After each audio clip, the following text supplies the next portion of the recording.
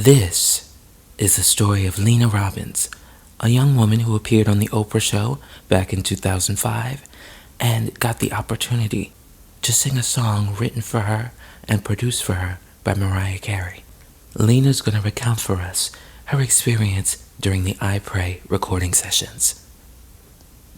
Okay, so hello everyone. We have a very special guest here in the Pop Attic today. This is Miss Lina. How are you doing today? I'm good. Thank you, everybody. Hey, everyone. Thank you for having me. I'm honored.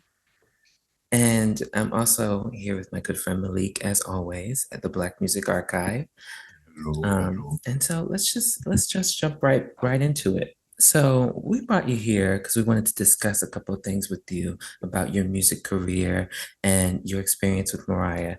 So I just wanted to start with, when did you discover you had like a voice, this voice? Like when did you start singing? My my family tells me that it was at 2 years old. I grew up in a very musical family here in Hawaii, especially for my dad. A lot of my early musical influences come from my dad. So as long as I can remember, I've always loved music, loved to like sing along. Around 8 or 9 is when I kind of knew I had a voice.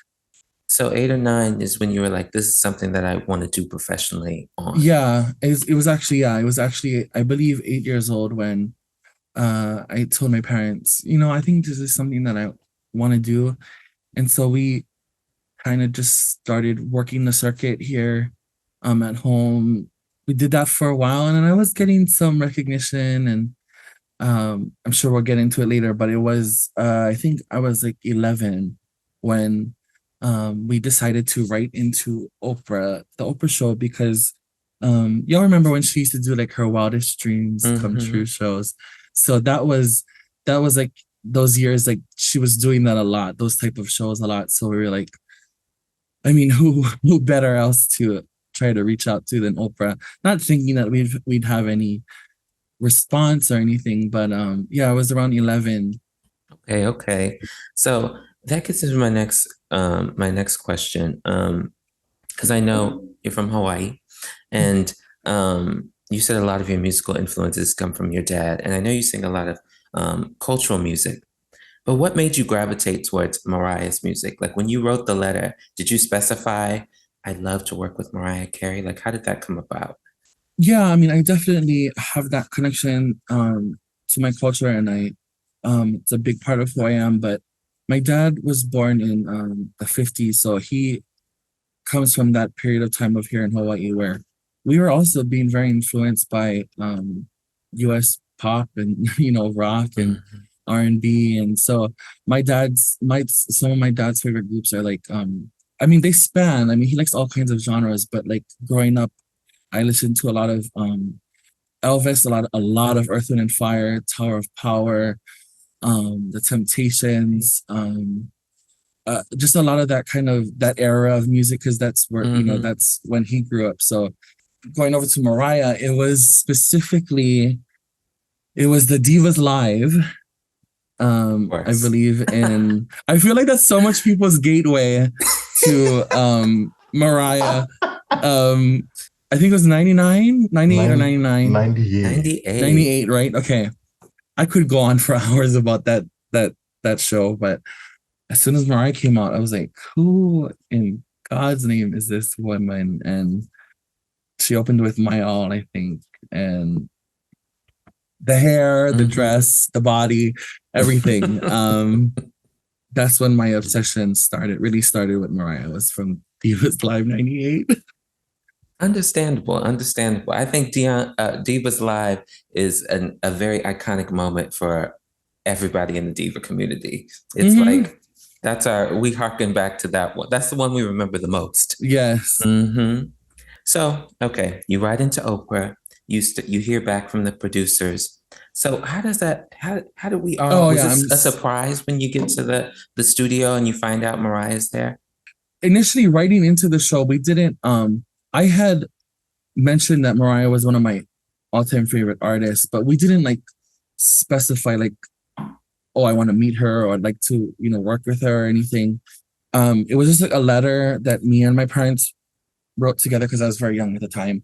And then it was just like a video of me singing like random covers. I think I sang like Chain of Fools and a few other songs, just videotaping me singing. And so we sent that in. And then I'm not sure the timeline of from when we sent it in until how long that was until they contacted us.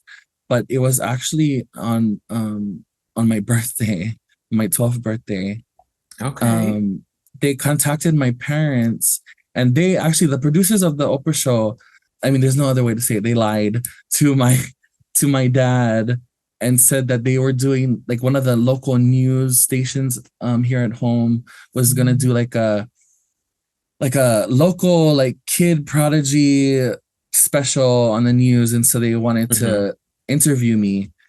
So that's what my parents thought what the truth was. What they told me was that on I know it's your birthday, but these people are gonna come interview actually my dad.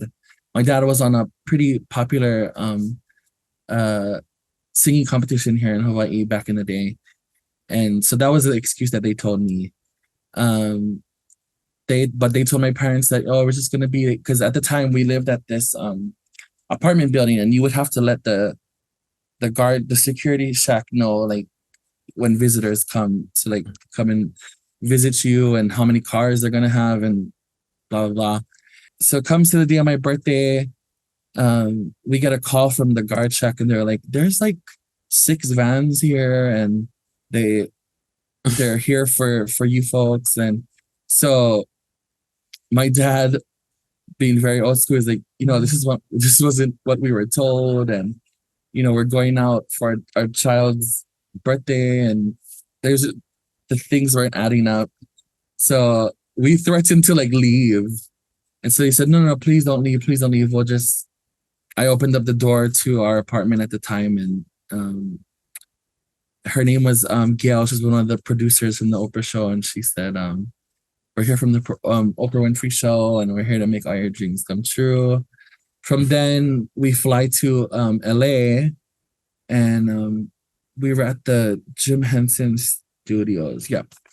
And they just told me that there was a vocal coach coming in to work with me. So I was in the booth. We were there for a while, I will say that. Um, Oh, well, waiting, that's a waiting mother. for waiting for this vocal coach, exactly. So I'm just singing in the booth. They're like playing tracks. I'm singing along, and so yeah, we were there for a hot minute waiting for Her Royal Highness, and then finally he said, "Oh, the vocal coach is here. The vocal coach is here." I said, "Oh," I said, "Okay." So like they're setting up cameras and everything, and so I'm here, and then the door's here, so they're like filming my reaction. I hate my reaction looking back at it now, all these years later, but she came around the corner and I just freaked out, and it was her and Randy Jackson. Yeah, so So it really yeah, was a surprise. I'm glad it it really was a was surprise. absolutely, absolutely was a surprise. Mariah's at the studio. What's that session like when y'all get in there? Because I know you first did Hero. Yes, I actually really never heard that story, or like why. I mean, I couldn't imagine why they chose the song Hero, but they told me that you'd be singing Hero on the show, and so that session was amazing. There, we were there for such a long time. I look back like now, and I'm like, she and Randy gave so much of their time to really like work with me and work on the dynamics of the song. And I tell people now that I can boast and be like, I learned how to harmonize from Mariah Carey. I could sing at that age. I could sing pretty well at that age, but I hadn't grasped the concept of harmony till now. Till to this day, it's one of my favorite things to do. Whether I'm backing up someone or doing background vocals on an album or something. But it was that day I had a crash course, and she and Randy taught me how to harmonize, and I recorded a version of Hero. She explained to me, and of course I knew that she did a lot of her own background vocals, and yeah, she literally helped me pound out note by note to do harmony, and that's how I learned how to. That's how I learned how to harmonize. It's something that I love to share because it's something so Wow. big as a singer, and if you're serious about it. So, and to learn from her was amazing. So like she took you layer by layer because mother likes to layer in her Mm-hmm. background. So that's Yes. what you got. You got that full experience in the studio. Yes. Yes. Oh yes, that's all amazing. the That's all the amazing. oohs and ahs. I mean, we did both basically the same, not exactly the same, but we were pretty close to her version of Hero, like the background Hmm. vocals. And then you did the live performance of it on the show. Live performance on Yes. the show and the big surprise. And again, we didn't know that at the time they were gonna give me a recording contract with Verity Records. They were like a branch of Sony, but they did gospel Hmm. music, and that Mariah was gonna write my first single. So that was only like maybe a month or two difference. The first show was in February, and yeah, we went back maybe in like April or May, and Hmm. flew me and my family back to LA. Well, not back to, we flew to LA and recorded I Pray in the studio, and that's again I got to work with Mariah. I got to meet Marianne. She's one of Yes. Mariah's background singers and her vocal coach, and also Kenneth Crouch, who is the nephew of Andre Crouch. Andre Crouch. And Hmm. we got to yeah, we got to record it. I think we spent like I want to say it was like we did it. I had worked like a day or two with just Marianne and Kenneth, and then the day that we recorded it, it was like a whole day of recording with Mariah and Kenneth in the studio. Okay, okay. So the record deal you got with Verity, it was for that one song, or was it? No, it was actually, it was supposed to have been like a full blown contract. There's some things that didn't go as planned, and I look back on it now, and I'm kind of grateful because some things have changed since Hmm. since the Oprah show. And at that time, I just don't think I would have been ready. The only downside is that I was stuck to a contract for like, gosh, until I turned 18. I could not do any, Oh, I couldn't do anything else. That was the only thing that sucked. I can finally talk about it now after all these years, but yeah, I was stuck for like a lot of years. I missed out on a lot of opportunities because I was held to that contract. But yeah, it was supposed to have been a full blown recording deal, and I was supposed to cut a whole album, but they just, and I think for them too, I was an overweight little boy from Hawaiian Hapa boy from Hawaii. I just don't think they really knew what to do with that, and the fact that I wanted to sing gospel and R&B, and um, but looking back on those days, I'm glad it didn't go through.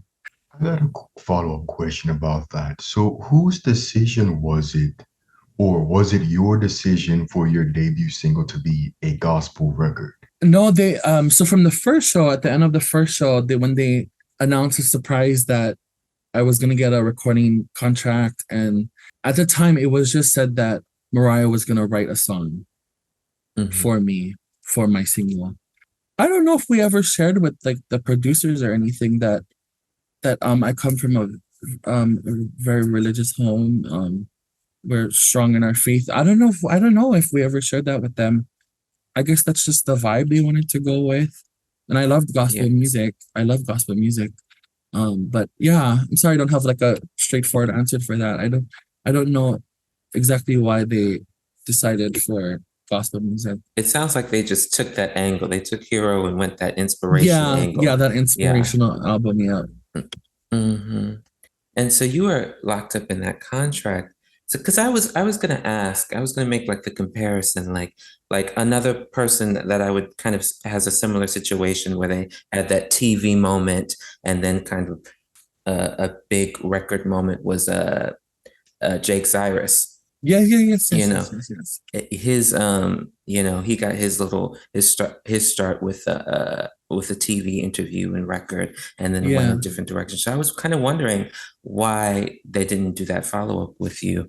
So that was interesting. Yeah, it was something that we couldn't really talk about during those Hmm. years. And like I said, looking back on it, I'm glad it didn't go through. And not because I don't love gospel music. I just wouldn't have wanted to be just a gospel Stuck in artist. that Yeah. in that Yeah. in I that wouldn't have genre. wanted to just, yeah, be stuck in that genre. So so in that time, what were you doing musically, like, up until 18? Were you just performing locally more in Hawaii?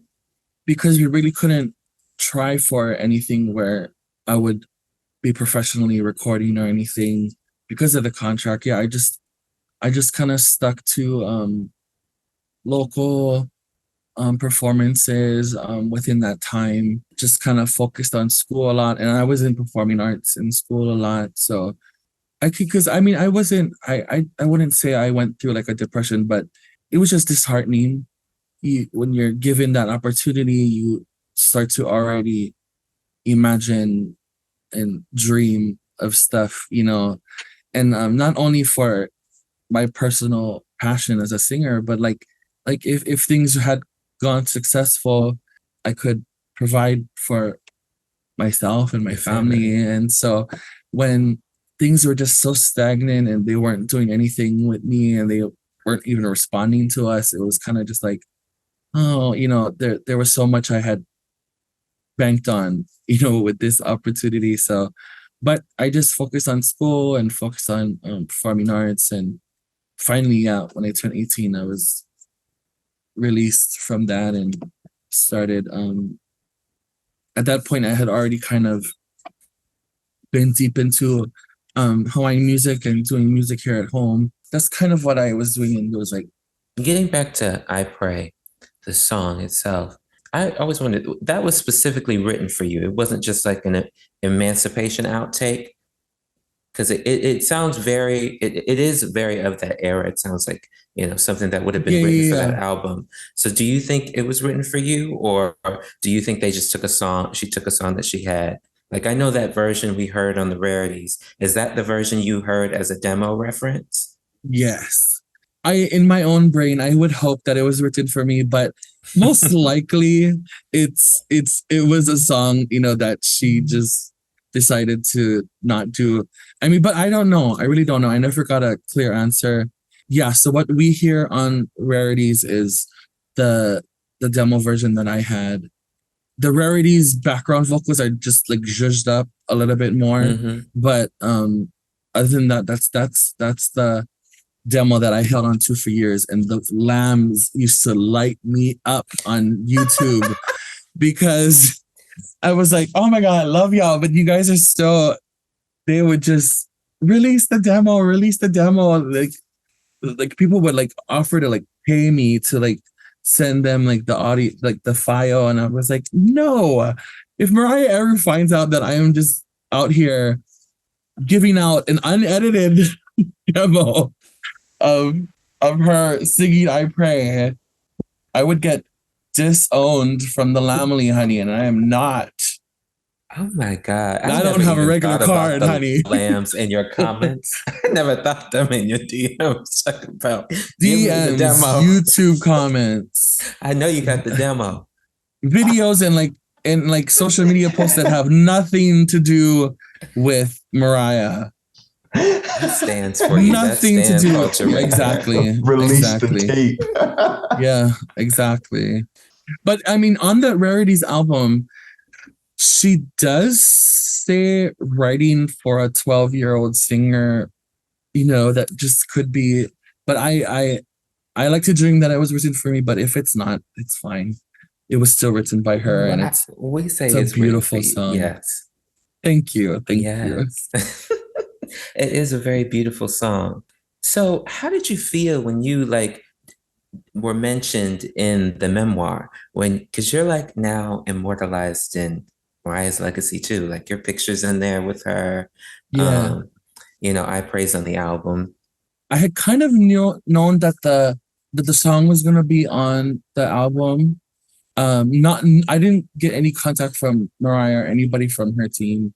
This was before the album came out, and again, the Lambs would just message me and be like, "Oh, I pray is gonna be on the album, and I think they're even gonna put like your version on the album too." I was like, "Girl, no, they're not. No, that's not happening."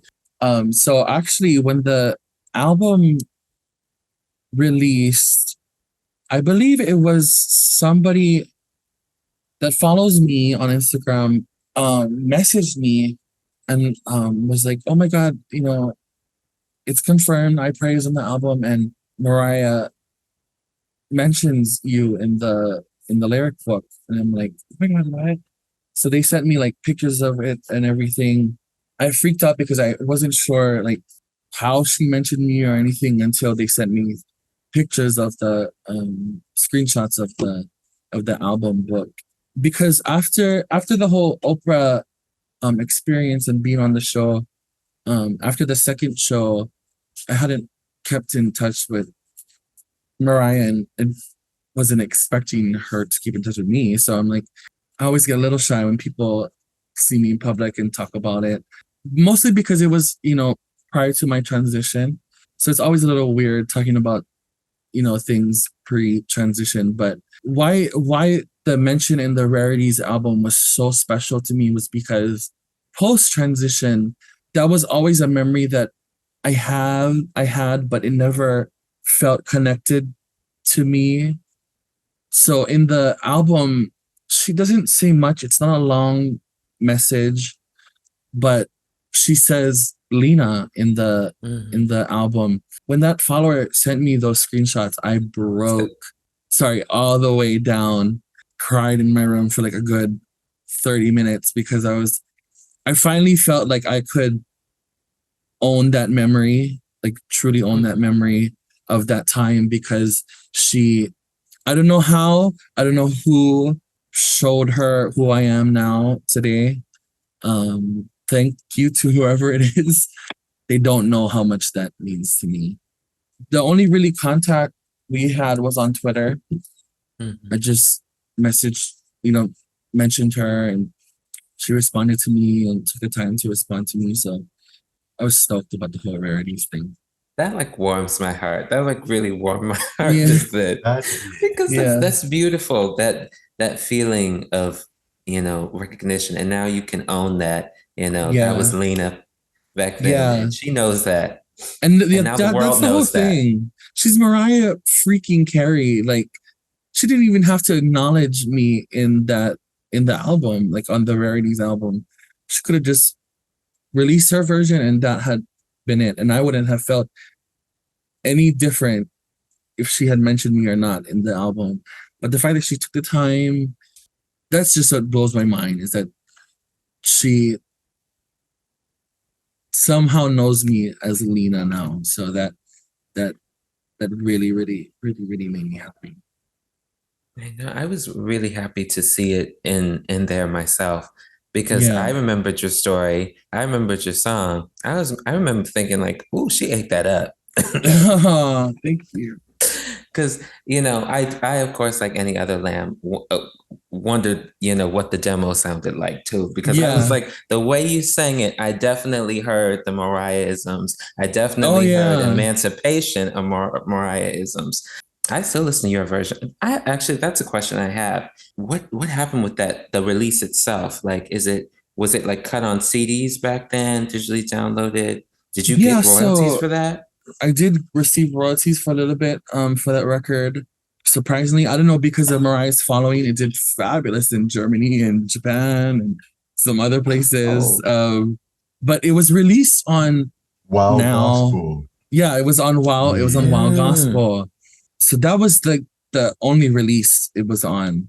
Today, it used to be on iTunes like years back. I don't know if it still is or not. There's some people on YouTube who have uploaded the audio and videos and stuff. But yeah, I'm not sure if it's still on iTunes under the Wow Gospel 2006, I believe. So you never got like a proper single release. No, no, no, no. Mm, Just the release on Wow. It would have eventually have supposed to have been on the album that I was gonna do, but yeah, mm. no official single release. So I'm glad it reached as far as it did, just being on the Wow Gospel compilation album for that year. If I can, if I may, Mhm. reach out if anybody, whoever hears this, I don't know if the person is gonna watch this, but there was somebody on YouTube who did a video and they like duetted my version and Mariah's version, and it's not on YouTube anymore. Somebody please send me it or like put it back up on Oh, YouTube, they please. I mashed them beg up, made it you. a duet. Yes, and it was Oh, you know so the good. Lambs are producers. They are. Hmm. There I'm are sure many we can find things. some. If They we can't are. find that version, we can find another version, I'm sure. So this is my Lamb question for you. So what's your favorite Mariah Carey song, and what's your favorite album? Oh my goodness. I hate this question. It's either my favorite song always teeters between Make It Happen and Always Be My Baby.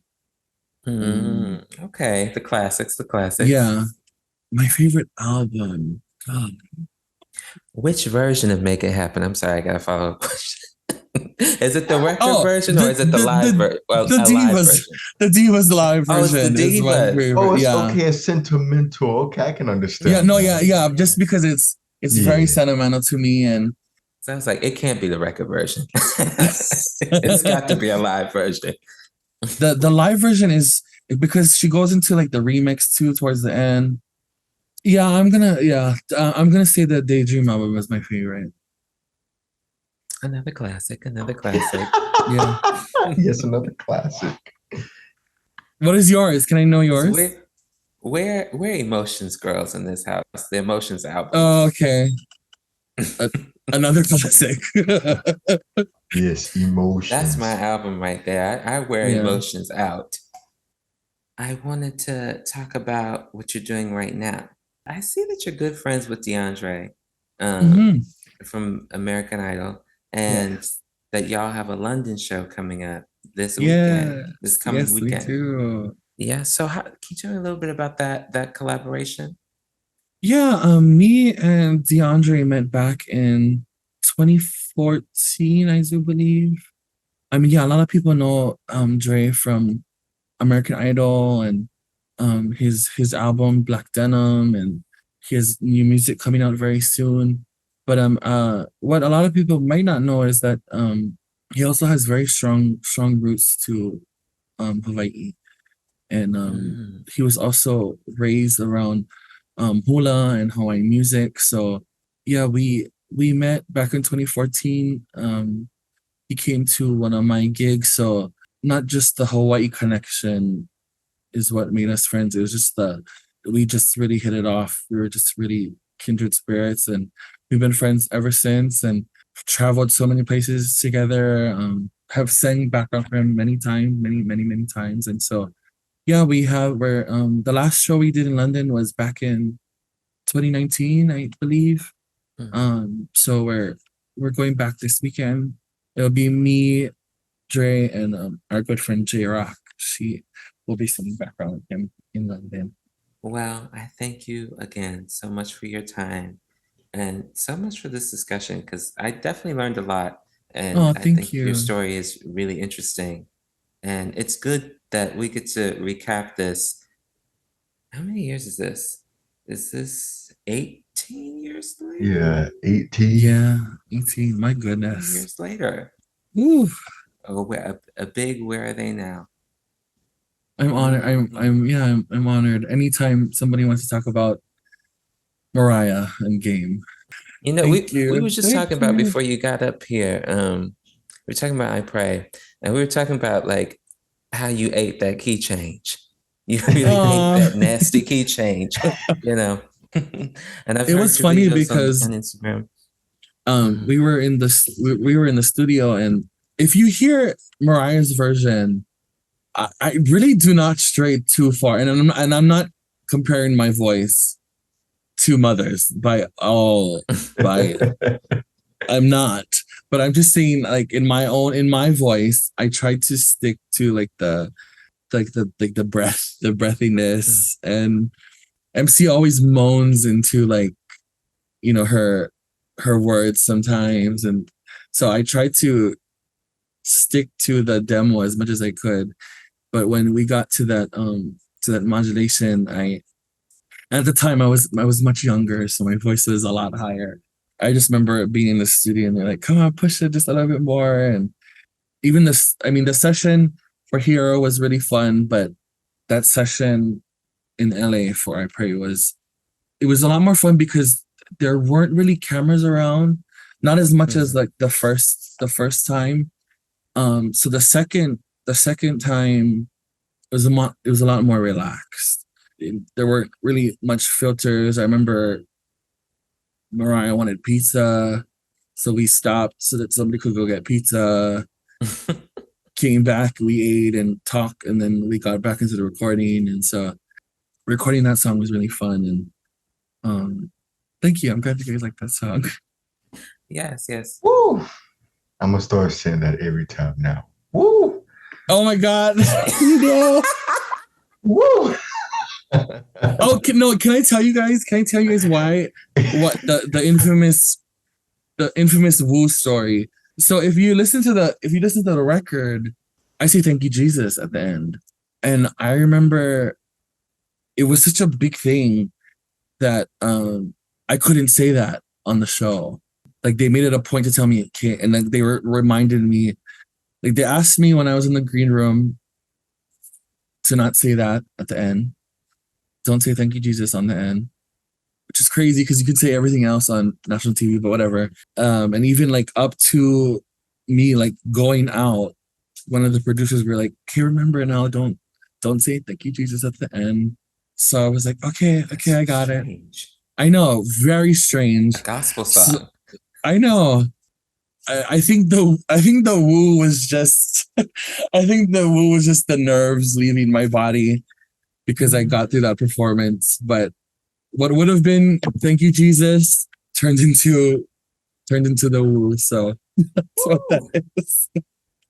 But that's very gospel itself, because the girls will woo after they just ate. You gotta take a unto themselves. There's power in a woo.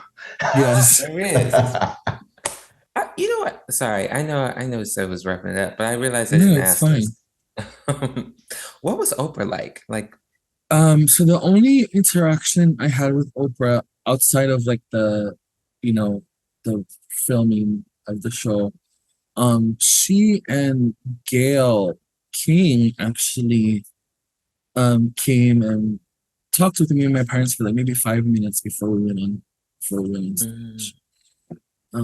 So yeah, there wasn't a lot of interaction with her except for on camera. There's definitely a presence that she carries, and she's much smaller in person. She's I always get that question like, well, actually, for her and Mariah, when people ask me about that time, they always go, "How did Oprah smell? How does Mariah smell?" And my answer is expensive. My answer is always expensive, rich. They just look just like perfection.